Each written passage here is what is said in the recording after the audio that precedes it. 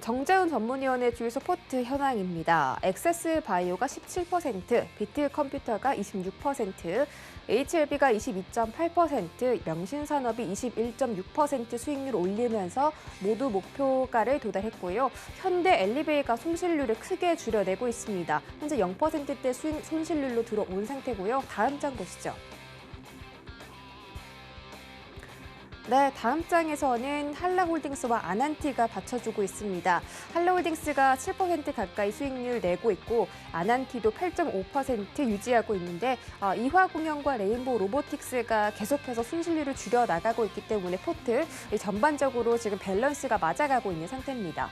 정재훈 전문위원 만나보기 전에 문자 받는 사람 샵 0082번에 정재훈이라고 3글자 보내주시면 이런 장 속에서도 어떻게 하면 이렇게 포트 구성할 수 있는지 꿀팁 드리고 있으니까요. 많은 참여 부탁드리겠습니다.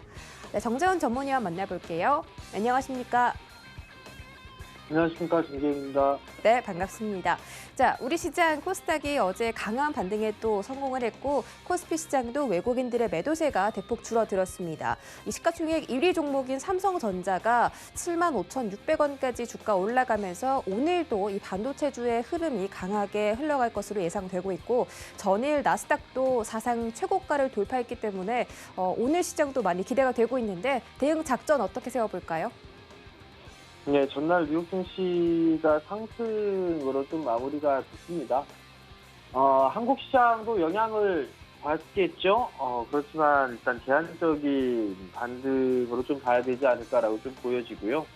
어제 사실 오후장에 좀 밀려 내려왔다가 급반등이 좀 나와줬던 계기가 됐던 게 삼성 쪽에 있어서 숫자 발표가 좀 있었습니다. 그 부분들 때문에 IT 섹터들이 좀 강하게 반등이 나오면서 지수를 끌어올리면서 마무리가 되는 그런 모습들을 좀 보였는데 아마 이 부분들의 영향으로 오늘 IT 쪽 섹터가 좀 강한 그런 모습들이 좀 나오지 않을까라고 좀 보여지지만 아직까지 차트에 대한 모습들은 좀 꺾여 있는 그런 상황들이기 때문에 추격 매수를 만약에 하게 된다라면 좀 물릴 가능성이 좀 있기 때문에 그 부분들 좀 기억을 하시면 좋을 것 같고요.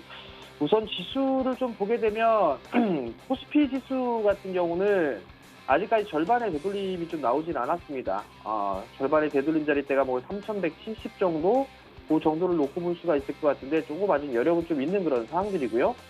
그리고 코스닥 같은 경우는 어제부로 일단 절반의 되돌림 자리대가 완성이 됐습니다. 그렇기 때문에 여기서 추가적으로 좀 상승이 나온다라고 하게 된다면 61선 자리대죠. 한 1020포인트대 정도까지는 반등이 좀 나올 수가 있을 것 같은데요.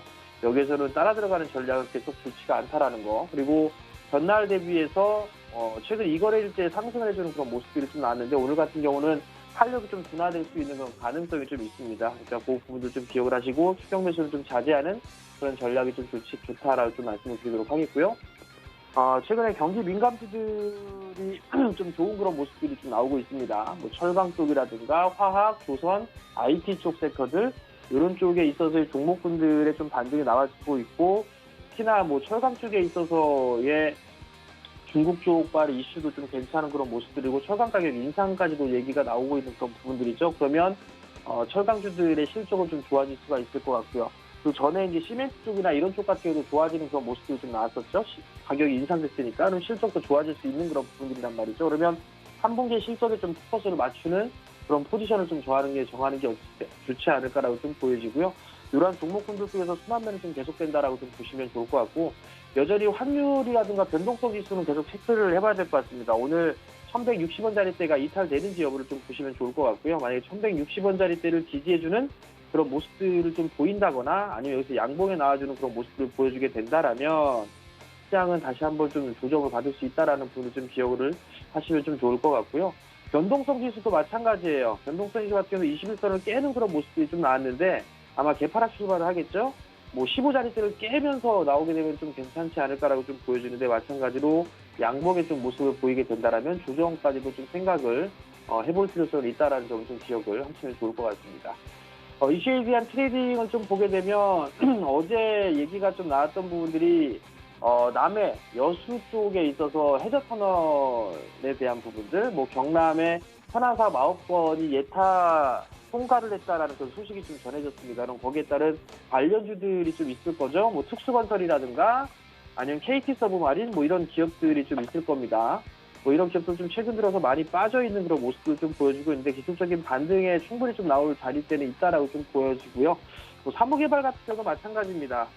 단기적으로 좀 많이 빠져 있던 그런 사항들이기 때문에 반등은 좀 충분히 나올 수가 있는 그런 사항들이고, 특히나 다른 테마성 종목보다 사무개발 같은 경우는 주당 자산가치 PBR 기준으로 함대가 안 됩니다. 배당까지 좀 나와주고 있죠. 그런 종목군들이라든가 동아지질 뭐 이런 기업들 같은 경우도 나름대로 좀 양호한 그런 모습들을 보일 수 있다라고 좀 보시면 좋을 것 같고요. 이슈가 이거 여기서 끝나는 게 아니라 고속도로 지하화에 관련돼 있는 이슈까지 있는 그런 사항들이기 때문에 포인트를 좀 잘 잡아보는 그런 전략이 좀 좋다라는 좀 말씀을 드리도록 하겠습니다. 두 번째 이슈는 삼성 쪽에서 어제 나왔던 거죠. 3년간 240조를 투자를 하겠다라는 그런 부분들이죠. 뭐 4만 명을 고용을 한다라는 부분들인데, 가장 눈여겨볼 수 있는 부분들은 뭐 원익 IPS가 가장 탑픽으로 좀 볼 수밖에 없을 겁니다. 메모리 쪽과 비메모리, 디스플레이 쪽의 사업을 다 영위를 하고 있죠. 그렇기 때문에 원익 IPS가 가장 우선적으로 떠오를 수밖에 없을 것 같고요. 그 다음에 테스라는 기업도 있습니다. 어제 반등이 좀 나왔기 때문에 오늘 갭상승 출발하게 된다면 눌림목 따라 들어가는 전략은 계속 좋은 모습은 아닌 것 같습니다. 그쪽을 좀 기다려보는 전략이 좀 좋을 것 같고요. 뭐 SNS텍 같은 경우도 충분히 이런 기업들 같은 경우는 나름대로 좀 괜찮다라는 부분들, 마찬가지로 조정을 좀 받았을 때 보이는 전략이 좀 좋을 것 같고요. 뭐 AD 테크놀로지 같은 경우도 낙폭으로 좀 많이 빠졌어요. 그래서 이러한 종목군들은 한번 좀 매수 포인트를 좀 잡아보는 그런 전략이 좋다라는 좀 말씀을 드리도록 하겠고요.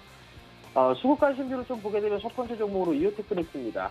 IT 섹터 중에 좀 견조한 그런 모습들을 좀 보여주고 있고요. 정고점에 대한 매물 소화를 거치고 난 이후에 추가적인 상승 시도가 좀 나올 수가 있어 보입니다. 그렇기 때문에 이오테크닉스 좀 관심 있게 보셔도 좋을 것 같고요. 두 번째 종목은 동국제강입니다. 중국 쪽에 있어서 수출을 하게 되면 수출세를 부과한다는 그 이슈가 있었고요. 그 다음에 철강 가격까지도 인상이 됐죠. 수산 가격까지 인상이 된다라면 동국제강의 실적은 좀 좋아질 수밖에 없겠죠. 그렇기 때문에 많이 빠졌기 때문에 추가적인 상승이 좀 나올 수 있는 만큼 오늘장에 이러한 종목군들은 관심 있게 보셔도 좋을 것 같습니다.